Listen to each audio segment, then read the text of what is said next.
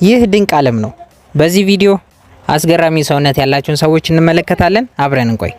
የመጀመሪያዋ ሴት ይህች ሴት ስትሆን እግሮቿ ልክ እንደ ጣቶች በጣም ረጃጅምና ያልተለመደ አይነት የሰውነት ክፍል ያላት ሴት ናት። ይህች ሴት ቻይናዊት ሴት ስትሆን 5.5 ሴንቲሜትር ወይም ደግሞ 2.2 ኢንች ያክል ርዝመት ያለው ጣቶችን አሏት።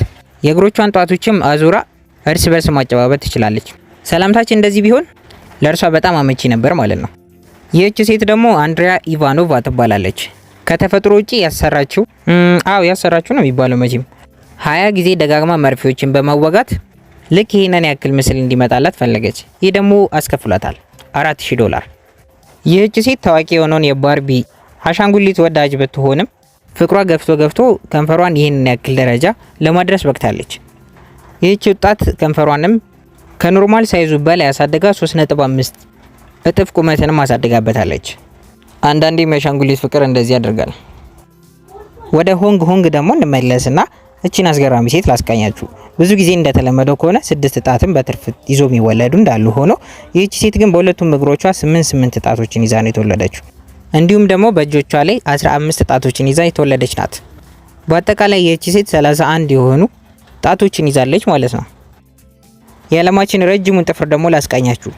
ይህንን የሚያክል የዓለማችንን ረጅሙን ጥፍር ለማሳደግ 66 ዓመትን የፈጀበት ይህ ሰው ጠቅላላ የጥፍሮቹ ርዝመት 198 ሴንቲሜትር ወይም ደግሞ የአንድ በጣም ረጅም ሰው ቁመት ማለት እንችላለን። የዚህ ሰው እያንዳንዱን ጥፍሮችን ደግሞ በነደማምረው 909 ሴንቲሜትር ያክልን ይረዝማል። ይህ ማለት ደግሞ የዚህ ሰው የእያንዳንዱ ጥፍሮች ርዝመት 3 ህንጻዎችን ያክል ርዝመትን ይረዝማል። ታዲያ ይህ ሰው እያንዳንዱ በሚንቀሳቀስበት ጊዜ ሁሉንም ነገሮች የሚያከናውነው በአንድ እጁ ብቻ ነው። ይህም ሰው ፎቶግራፈር ሲሆን አሁን ላይ ግን ይህንን የሚያክል ጥፍሬን ተሸክሜ መኖርም በቃኝ ብሏል። ታዲያ ምን ወሰነ ካላችሁ መቆረጥን ነው። ታዲያ ከተቆረጠው በኋላ ለሙዚየም እንዲቀመጥ አድርጎታል። አሪፍ የቢዝነስ አይዲያ ይመስለኛል። ያው መቼም ብር ያገኝበታልና። ይህንን ሰውዬ ደግሞ ላስተዋውቃችሁ። ሱልጣን ኮሲን ይባላል። የዚህ ሰውዬ ጣት 12 ሴንቲሜትር ነው የሚያክለው ጣቶቹ ብቻ። የዚህ ሰውዬ ታዲያ የጣቶቹ ርዝመት 28.5 ሴንቲሜትርን ያክል ወይም ደግሞ 11.2 ኢንችን የሚያክል ርዝመትን አላቸው። ታዲያ ይሄንን ሰውዬ ረጃጅም ጣቶች ያሉትን ሰው ከዓለም ብቸኛውን ያደርጓል። ታዲያ ይሄ ብቻ ግን አይደለም፣ ከዓለም ረጅሙም ሰው ያሰኘዋል። ምክንያቱም ደግሞ ቁመቱ 251 ሴንቲሜትር ወይም ደግሞ 8.2 ጫማን ያክል ርዝመት ነው ያለው። ጫማዎችንም ሆነ ምንም ነገር በትዕዛዝ ካላሰራ ይህ ሰው ለሱ ተብሎ ምንም ነገርን አይበቆም። ስለዚህም የግድ ከስተም ሜድ አድርጎ መስራትና መልበስን አለበት። ባለ 2 ጭንቅላት ሰዎች ነው ምለው ብቻ ላስቃኛችሁ። 18 ዓመታቸው ነው። ታዲያ እነዚህን ሰዎች ደግሞ ውሎ ላስቃኛችሁ። መቼም እንዴት ይሄዳሉ ካላችሁ አንደኛው ነገር አንደኛዋ ልጅ ትቆጣጣረው፣ አንደኛው ነገር ደግሞ የአንደኛዋ ልጅ ትቆጣጣረዋለች። መኪናም ሲነዱ አንደኛዋ ጋዝ ትሰጣለች፣ አንደኛዋ ፍሬን ትይዛለች።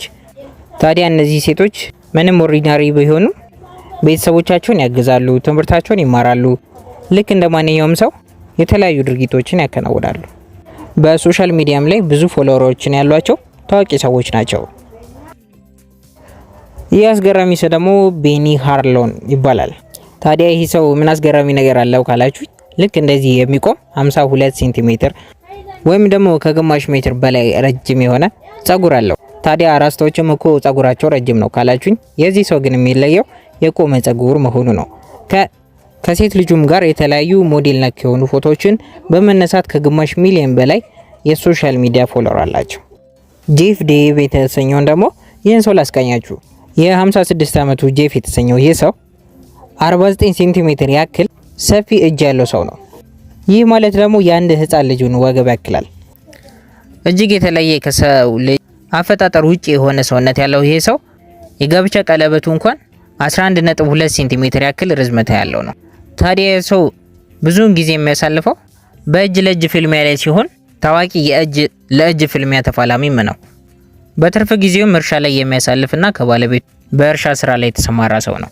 ቪክቶሪያ ራይት የተሰኘችውን ይህችን ሴት ደግሞ ላስቃኛችሁ። ጉንጮቿም ልክ እንደዚህ ሊሆን የቻለው በአንድ በሽታ ምክንያት ሲሆን በዓለም አቀፍ ደረጃም 250 ሰው ብቻ ነው በእንደዚህ አይነት በሽታ ነው የተጠቃው።